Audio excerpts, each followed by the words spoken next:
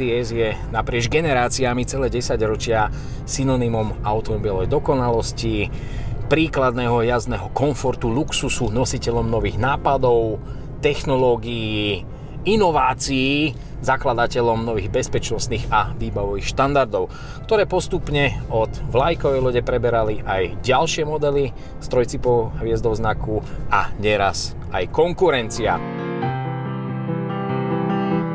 Aktuálna generácia je na trhu od roku 2020, teda už viac ako 5 rokov, čo je dosť dlhý čas aj na vlajkovú loď, aj na luxusnú limuzínu, ktoré majú spravidla dlhší životný cyklus ako bežné modely.